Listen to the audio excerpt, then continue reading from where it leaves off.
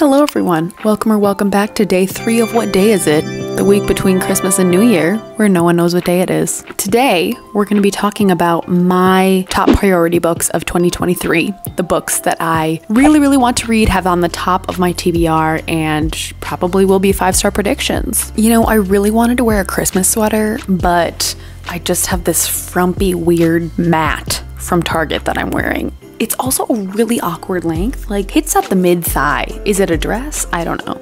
Okay, want to start with the obvious ones here. If you have been following my channel, you know that I am doing a Sarah J Maas Throne of Glass reading vlog for every book in the series, and I'm currently up to Queen of Shadows. So I'm just putting them all as one big book, just one category. I just want to read the rest of the Throne of Glass series. I just have the Queen of Shadows here. I have loved every single book in the series.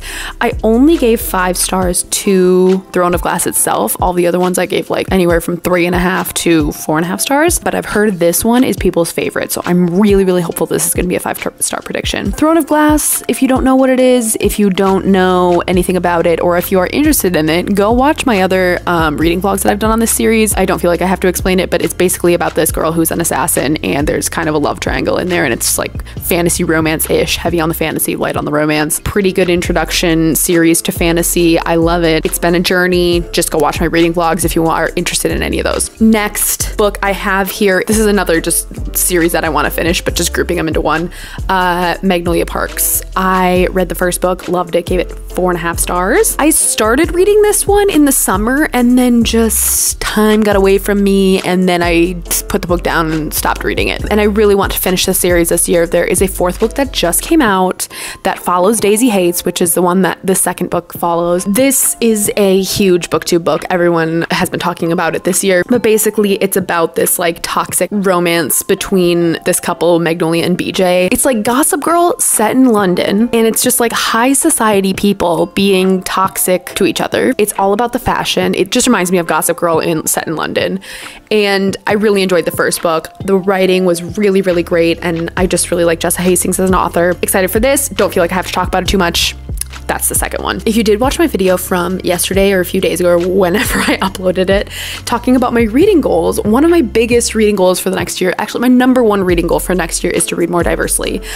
So I have a list of books from non-white, like BIPOC authors that I want to talk about.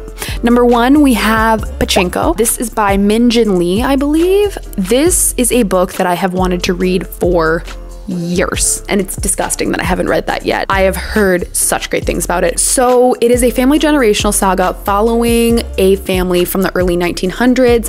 It sounds like there was an unplanned pregnancy, and then you're kind of following this family over a very long generation. I love family generational sagas, and I haven't read one in so long, like over a year. Haven't read one, and it saddens my soul. And that book has been on the top of my list for so long. I've heard such great things about it. Like literally everyone gives it 5 stars, and I just feel like I'm going to absolutely fall in love with it and cry my eyes out, and that's all I ever want in a book, you know? Next one I have is Yolk by Mary H.K. Choi. I have heard incredible things about this one as well. The biggest influence for me who recommended this was Rachel from Raven-Haired Reader.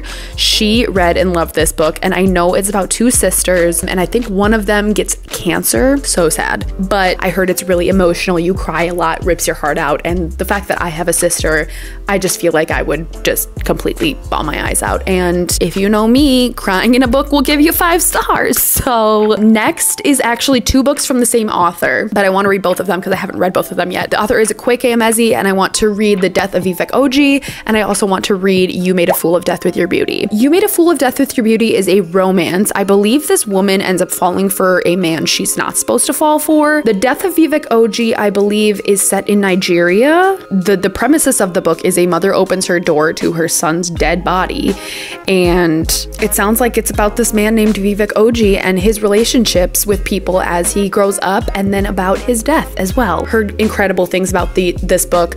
I know Akwaeke Emezi is a very well-known literary fiction author. I have never read anything by them, and I'm really upset that I haven't. And also these books are fairly short, so like, why haven't I read them?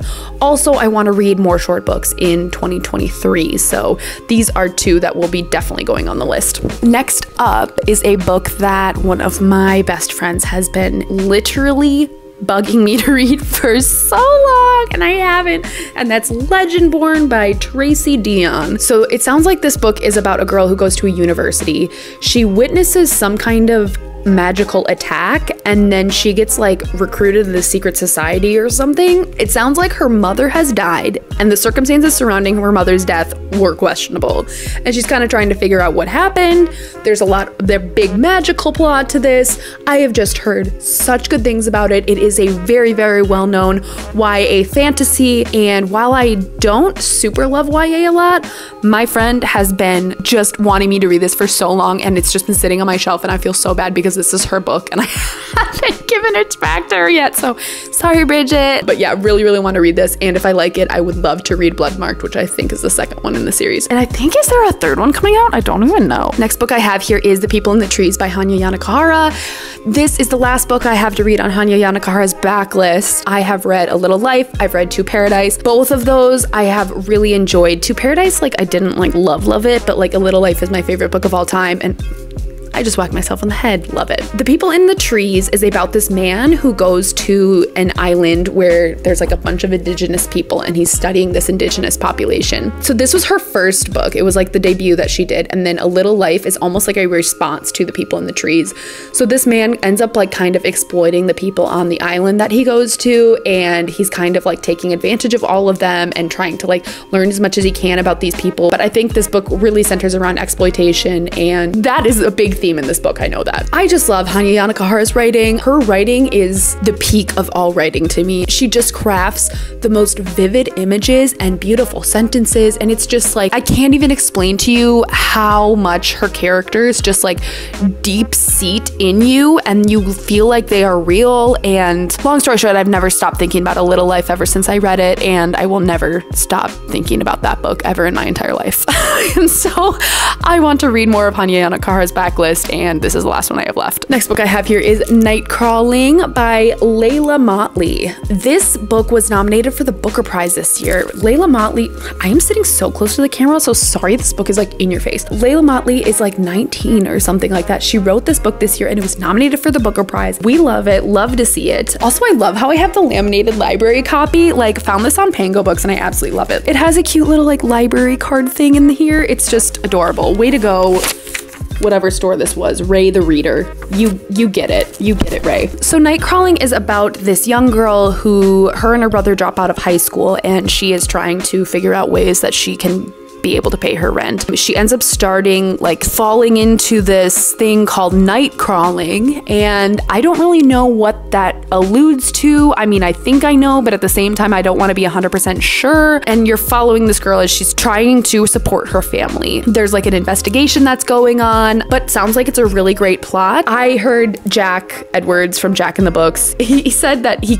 cried as much in this book as he did in A Little Life, and that is saying something. So if you're wrong, Jack, I will never trust you again. I don't think I've ever cried at a piece of media or literature or anything else more than I cried in A Little Life. Just saying. Okay, so another thing about my goals for 2023. If you watched that video, you would know that the overarching theme for 2023 is taking care of my mental health. And one of the books that I wanted to talk about today is very keyed towards that. And that is The Body Keeps the Score by Bessel van der Kolk, MD. This is a book all about trauma and how we process our trauma. And it talks about how when traumatic things happen to you, your body doesn't forget that. And maybe your mind can try and like cope with it the best it can, but like your body will not forget that. And it talks about how we can better deal with our trauma and better process our trauma. If the theme of 2023 is mental health, we're gonna do this. I will sit down, I will grin and I will not grin. I will cry and bear it. I will work through this book. I've read about 70 pages of this book before, and I really, really enjoyed it. It is evidence-based. It is well written. It provides examples. There's pictures. Like, it's got it all. I work in healthcare. This book is constantly recommended to people who are undergoing mental health issues, chronic pain, like all this kind of stuff. And I just feel like I really should do myself a service and just read this book to help myself deal with my mental health issues. If you're going through a really tough time, I heard this book is really helpful.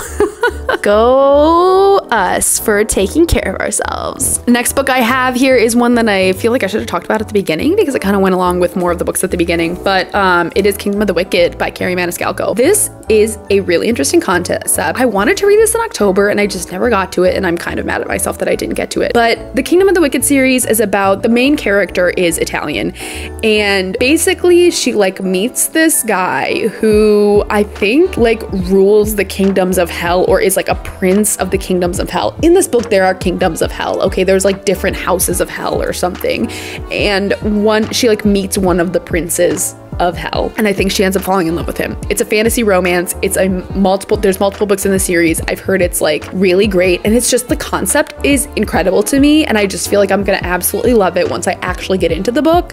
But I read like 10 pages of it and then I just put it down and never got back to it. Do you see a theme here? That's what I tend to do. Heard really good things. I think I'm really gonna like this, and I think this will be just like the right book for October, but I should probably read it before then, because if I keep saving a bunch of books for spooky season, and then guess what? I read like 3 of them, and then I continue to have a list of like 10 of them that I want to read. And then last but not least, another category that is super, super important to me going into this next year is reading literary fiction. There are so many books that I have talked about on this channel that I want to read that I haven't read, and I'm just gonna name 2 of them here, but I bet I can give you a list off the top of my head of like a bunch of literary fictions that I haven't read yet. First one is Writers and Lovers by Lily King. This was gifted to me kindly by my friend Olivia from Live for Reading on Instagram. Shout out to you, Liv. I absolutely love you. You are a gem. Basically, this is about a girl. She's in her 30s. She moves to New York City, I think, or Boston, or London.